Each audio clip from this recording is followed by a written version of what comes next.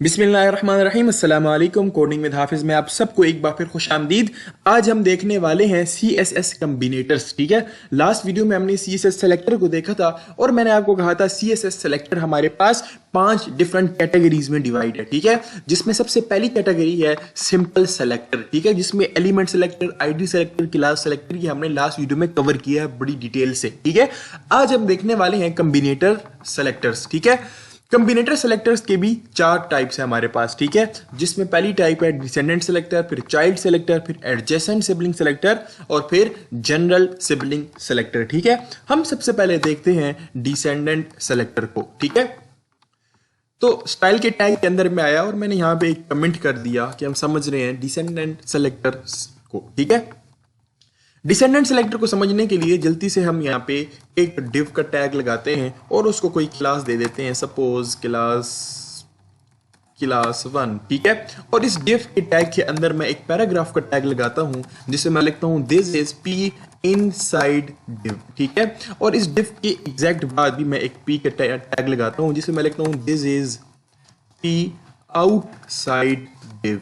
ठीक है, अब बेसिकली डिसेंडेंट सेलेक्टर क्या होता है, देखिए मैं अगर सपोज यहाँ पे पी को टारगेट करता हूँ, मैं पी को टारगेट करता हूँ और उसके ऊपर मैं कोई स्टाइलिंग करता हूँ, जैसे मैंने बैकग्राउंड कलर दिया तो राइट साइड पे आप देखें दोनों पी टैग्स का बैकग्राउंड कलर चेंज हो गया सब। लेकिन मैं चाहता हूं कि मैं सिर्फ उस पी को टारगेट करूं, सिर्फ उस पी एलिमेंट को टारगेट करूं या उस एलिमेंट को टारगेट करूं जो इस क्लास के अंदर है, जो इस डिव के अंदर है। ठीक है, किसी भी एलिमेंट के अंदर कोई एलिमेंट आपने टारगेट करना हो उसके लिए हम डिसेंडेंट सेलेक्टर यूज करते हैं। यानी मैं नहीं चाह रहा कि मेरी जो स्टाइलिंग है वो इस पर भी अप्लाई हो, मैं चाह रहा हूं मेरी जो स्टाइलिंग है वो उस डिव के अंदर जो है, जो एलिमेंट है उसके ऊपर अप्लाई हो जस्ट। ठीक है, इस पी के ऊपर। तो उसके लिए हम डिसेंडेंट सेलेक्टर यूज करते हैं और वो बड़ा सिंपल है कि हम यहां पे लिख लेते हैं डिव और आगे पी, यानी उस पी को टारगेट करो जो कि किसके अंदर है, डिव के अंदर है। ठीक है, यानी target the P element which is inside the div. ठीक है, इतनी सी बात है, यानी किसी और एलिमेंट के, किसी एलिमेंट के अंदर कोई एलिमेंट आपने टारगेट करना है। ठीक है, मिसाल ये एलिमेंट है डिव, इसके अंदर एलिमेंट था पी, हमने इसको स्पेसिफिकली टारगेट करना था तो हम इस तरह टारगेट करते हैं। ठीक है, अब हम देखते हैं डिसेंडेंट सेलेक्टर के बाद चाइल्ड सेलेक्टर। ठीक है, चाइल्ड सेलेक्टर और डिसेंडेंट सेलेक्टर तकरीबन सेम है, एक छोटा सा डिफरेंस है वो हम देख लेते हैं।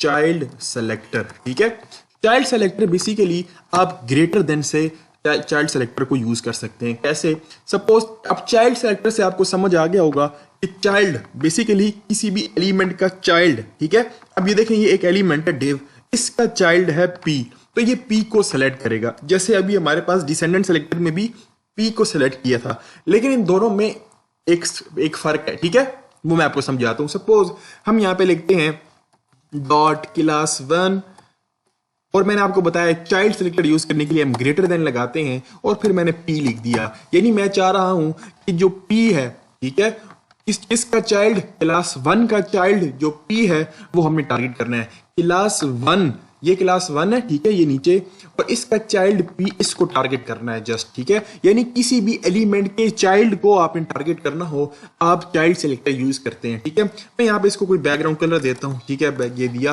देखें this is P inside div, ये वाला सेलेक्ट हुआ। लेकिन डिसेंडेंट सेलेक्टर और चाइल्ड सेलेक्टर में फर्क क्या है? फर्क बड़ा सिंपल है, बड़ा आसान है। वो ये कि जो डिसेंडेंट सेलेक्टर होता है हमारे पास वो चाइल्ड के चाइल्ड को भी पिक करता है, लेकिन जो हमारा चाइल्ड सेलेक्टर है वो सिर्फ चाइल्ड को पिक करता है। इस बात का क्या मतलब है, देखिए मैं यहाँ पे डिव के अंदर एक और डिव लगाता हूं और उसको मैं कोई क्लास देता हूं, सपोज क्लास 2। ठीक है, और इसके अंदर मैंने पैराग्राफ टैग लिखा जिसमें मैंने लिखा this is E inside डिव्स।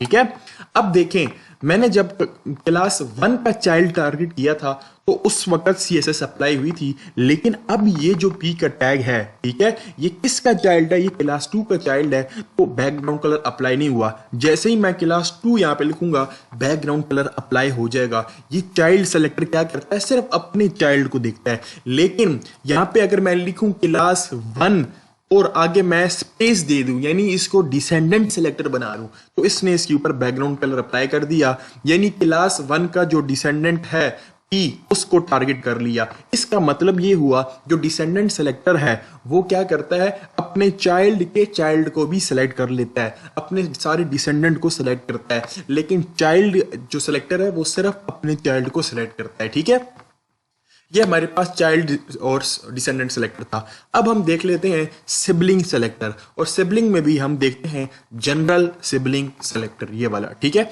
General sibling selector भी बड़ा आसान है। हम जल्दी से यहाँ पे इसको कमेंट में लिख लेते हैं कि हम समझ रहे हैं जनरल सिबलिंग सेलेक्टर।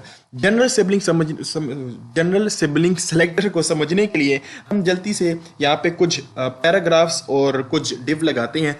एक स्ट्रक्चर टैब मैं बनाता हूँ ताकि आपको समझ आ जाए। ठीक है, हमने यहाँ पे सपोज कोई पी का टैग हमने लिख लिया, दिस इज P1। ठीक है, फिर हम यहाँ पे सपोज एक डिव टैग लगाते हैं। ठीक है, और इसके अंदर भी मैं लिख लेता हूँ this is P2 which is inside div. ठीक है, इसको हमने पी के टैग के अंदर लिखना है, पी के टैग के अंदर लिख लेते हैं। ठीक है, ये मैं स्ट्रक्चर बना रहा हूं ताकि आपको अच्छी तरह समझ आ जाए जनरल सिबलिंग सेलेक्टर। ठीक है, अब हम क्या करते हैं, इस डिव के बाद भी कोई पैराग्राफ टैग लिख लेते हैं। मैं इसी को कॉपी करता हूं, मैंने नीचे लिख लिया और मैंने लिख लिया दिस इज P3। ठीक है, और ये आउटसाइड है तो हम लिख लेते हैं आउटसाइड। ठीक है, आउटसाइड डिव। ठीक है, this is P1 outside div. ठीक है, और इसी तरह इसके बाद हम दोबारा डिव लगाते हैं और उसके अंदर कोई हम पी लगा देते हैं। मैंने ऊपर वाले को कॉपी किया और इसको लिख दिया this is P4 inside div. और इसी तरह लास्ट में एक और P5 बना लेते हैं। मैंने इसको कॉपी किया और डिव के बाहर लिख दिया दिस इज P5। ठीक है, P5। ये स्ट्रक्चर आपको समझ आ गया होगा कि ये है पी का टैग पहले, फिर उसके अंदर उसके बाद हमने डिव का टैग यूज किया और उसके अंदर P2 एक पी का टैग यूज कर लिया। ठीक है, फिर हमने क्या किया, एक और पी का टैग बनाया P3 और फिर हमने डिव इसी तरह बना के उसके अंदर पी लिख दिया। यानी स्ट्रक्चर आपको समझ आ गया होगा। ठीक है, जनरल सिबलिंग सेलेक्टर हमारे पास नेक्स्ट सिबलिंग को सेलेक्ट करता है, नेक्स्ट सिबलिंग को टारगेट करता है। इस बात का क्या मतलब है मैं यहाँ पे आपको समझाता हूँ। हम यहाँ पे स्टाइलिंग करते हैं डिव और मैं यहाँ पे डिव के बाद ये वाला सिंबल लगाता हूँ। ठीक है, इसको पता नहीं क्या कहते हैं, मैं यहाँ पे लगाता हूँ ये। ठीक है, और उसके बाद मैं लिखता हूँ P और उसके ऊपर हम कोई बैकग्राउंड कलर अप्लाई कर देते हैं। ठीक है, अब देखें इसने क्या किया, मैंने आपको बताया general sibling selector next sibling को सिलेक्ट करता है। ठीक है, जो डिव है उसका जो नेक्स्ट P है बेसिकली उसको टारगेट किया है इसने। ठीक है, ये देखें ये डिव है हमारे पास। ठीक है, ये डिव। अब देखिए स्टाइलिंग किस पर अप्लाई हुई, P3 पर और P5 पर। तो देखें P3 कहां पे है, ये जो डिव है, ये जो डिव है जिसको हमने बताया डिव, उसका जो आगे हमारे पास P है, यानी डिव के बाद जो P है वो उसने टारगेट किया। डिव का जो सिबलिंग है, डिव का जो बहन भाई है अगला, वो वाला उसने टारगेट किया। ठीक है, मैंने एक सेंटेंस, आप एक वर्ड समझ ले, सेंटेंस समझ ले, जो उसका नेक्स्ट सिबलिंग है। ठीक है, वो बेसिकली टारगेट करता है। तो ये देखें मैम ने यहाँ पे क्या लिखा, डिव का जो P है। ठीक है, डिव का जो नेक्स्ट सिबलिंग है। ठीक है, कौन P, उसको टारगेट कर लो। तो उसने क्या किया देखें, सिंपल, ये डिव का टैग था, उसके बाद जो नेक्स्ट P था वो टारगेट कर लिया। फिर डिव का टैग आया, उसके बाद जो नेक्स्ट P है वो टारगेट कर लिया। ठीक है, यहां पे मैं अगर एक और P देता हूं, ठीक है, एक और P देता हूं तो उसको भी ये टारगेट कर लेगा। This is P6। ठीक है, तो ये देखें राइट साइड पे दिस इज P6 को भी टारगेट कर लिया। यानी हम जो नेक्स्ट सिबलिंग्स होते हैं उनको ये टारगेट कर लेता है। ठीक है, नेक्स्ट सिबलिंग इसके जो भी हमने यहाँ पे एलिमेंट दिया होगा लेफ्ट साइड पे, डिव के जो नेक्स्ट सिबलिंग्स हैं वो उसने टारगेट कर लिया। अब लाजमी नहीं है कि P हो, ये तो हमने यहाँ पे नीचे P दिया हुआ था तो इस वजह से इसने P को टारगेट किया। हम जो भी एलिमेंट देंगे वो उसको सिलेक्ट कर लेगा, नेक्स्ट सिबलिंग को। ठीक है, ये हमारे पास जनरल सिबलिंग सेलेक्टर था। अब हम जल्दी से समझ लेते हैं कि एडजेसेंट सिबलिंग सेलेक्टर कौन सा होता है। ठीक है, हमारे पास जो लास्ट टाइप है adjacent sibling selector. Adjacent sibling selector भी सिंपल है, बिल्कुल सेम एक ही चीज है जनरल सिबलिंग सेलेक्टर की तरह, लेकिन एक छोटा सा फर्क है। ठीक है, एक पहला फर्क तो ये है कि यहां पे प्लस लगता है। ठीक है, मैं यहां पे डिव प्लस P को टारगेट किया और बैकग्राउंड कलर यहां पे कोई लगा दिया।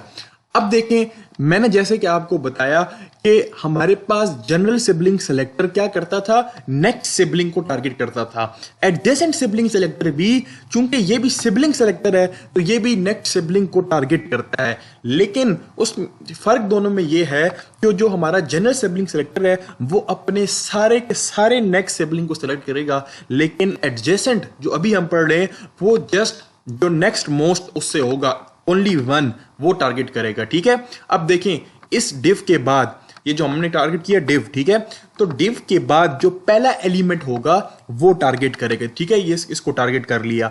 अब देखें ये भी डिव था, इस डिव के बाद दो एलिमेंट थी, लेकिन उसने किसको टारगेट किया, जो एग्जैक्टली उसके फौरन बाद था।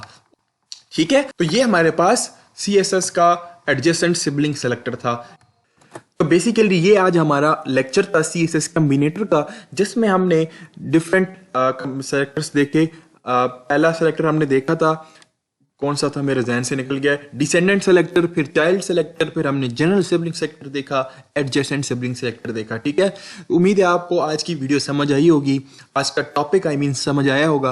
अगर इसमें कोई कंफ्यूजन है तो कमेंट में लाजमी पूछिएगा, और अगर कोई कंफ्यूजन नहीं है, समझ आ गया है, फिर भी कमेंट लाजमी कीजिएगा। खुशी होती है, हौसला बढ़ता है कि हमारे जो स्टूडेंट्स हैं उनको समझ आ रही है। ठीक है, मिलते हैं फिर अगली वीडियो में। जाने से पहले रिक्वेस्ट है कि चैनल को लाजमी सब्सक्राइब करें। ठीक है, और चैनल सब्सक्राइब करते हैं तो डेफिनेटली देखिए, मैं हमेशा से एक बात कहता हूँ, स्टूडेंट्स हैं तो टीचर्स हैं। ठीक है, आप हैं तो हम हैं, आप नहीं होंगे तो टीचर्स भी नहीं होंगे। ठीक है, तो चैनल सब्सक्राइब कर लीजिएगा। मिलते हैं फिर अगली वीडियो में, तब तक के लिए अल्लाह हाफिज़।